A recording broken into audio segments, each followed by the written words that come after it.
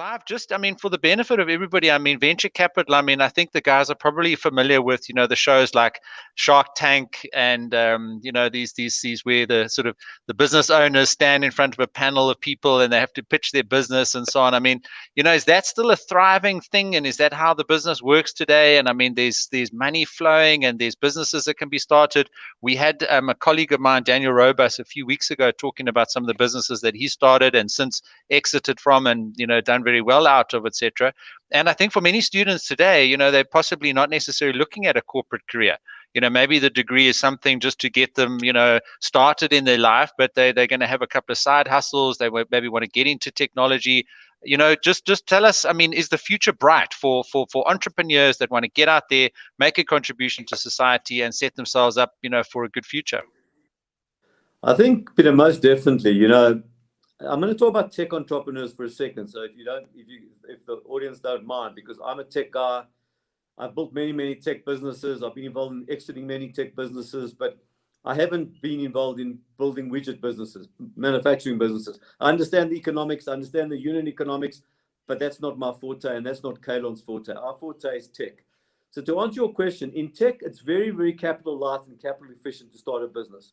You literally can start from your garage, your Wi-Fi connection, bit of broadband, and an iPad, and you can write code and you can actually get your business off in the ground. So what used to take, literally cost you $10 million, you have to buy the servers and buy all the software and then go and buy this and that and everything to get a business off the ground. You can do that with, literally with a couple of $1,000, you can start a business. Using the cloud, using whatever you might want to use your iPad, you've got broadband that is pretty cheap today. So I would promote everyone to look, there's not wrong and right being corporate or being entrepreneur. It's just different, but it's very different. Corporate life it's a lot more security. You've got the safety net that'll catch you, and it is more secure, but it's getting harder and harder as well in the corporate life because there's a lot more people going to entrepreneur and you have to deliver in the corporate life. So entrepreneur life is different because you don't have that safety net. And I would advise anyone that's listening to me today is, first and foremost, people say to me, should I get a degree or shouldn't I get a degree and go straight into entrepreneur to be an entrepreneur? And I'll say, you need that safety net. Get a degree.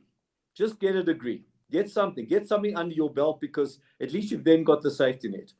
If you want to then immediately go into entrepreneurship, nothing wrong with that because rather do it when you're young and you may be living at home and your expenses are minimal and you're not putting, you're not risking putting food on the table. Don't do that. If the consequences are that you can't feed your children and you can't put food on the table, and those are the consequences of starting your own business, your timing is not right. Rather build up a nest egg, and then when you've got the nest egg, use that nest egg to start a business, and that's fine. But you've got the safety net of going back into the corporate environment. I think we must all understand corporate environments are getting smaller and smaller and smaller.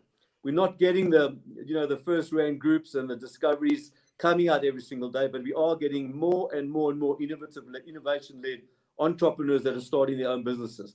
If you look at Joburg, maybe not quite like Cape Town, but Cape Town, wherever you go, every coffee shop you go to, you see entrepreneurs huddled around a laptop and they're talking about their businesses. I'm sorry to see that in Joburg as well. I've met so many people sitting at my ex-coffee shop Tasha's where they're actually talking about launching their businesses and their distribution channels and their business model and all the activities that entrepreneurs get used to. So it's, as I said, there's no right and wrong of it, but I think there's going to be more and more people starting with entrepreneurial careers and really becoming the future of this country, because entrepreneurs are going to be the people that are going to be hiring people into their companies, not the corporates.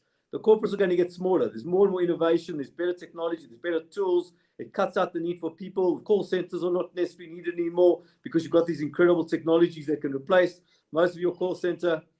But that's where it creates opportunities for entrepreneurs. And the corporates, I think also what's happening with corporates is 10 years ago, it was sort of the do-it-yourself mentality where they would build it themselves rather than buy it or borrow it. And I think what you're finding now is corporates are realizing they're not innovative. They're not built, their DNA is not built to drive out new product launches or drive out new products or drive out innovation. And that creates opportunities for entrepreneurs to work with corporates or to actually be bought by the corporate or the investment by the corporate. So it's a great opportunity right now to get into entrepreneurship. There's never been more capital flowing in South Africa. We don't have enough capital, but there's capital flowing. But if you look at the US, you look at Southeast Asia, you look at Europe, There's so much money out there.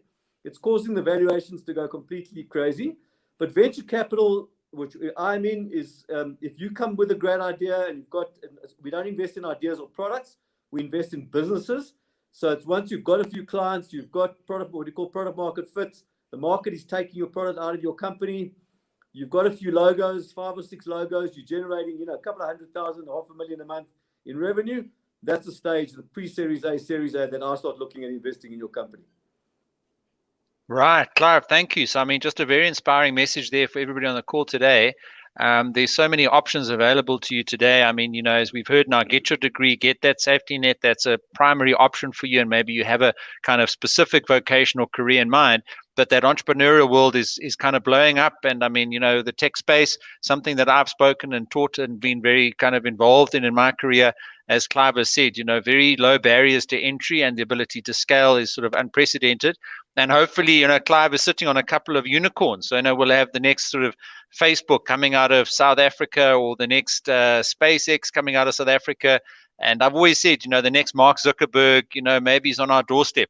Elon Musk, obviously South African born, but I think we often underestimate just the talent and the entrepreneurial mindset that we generate in this country.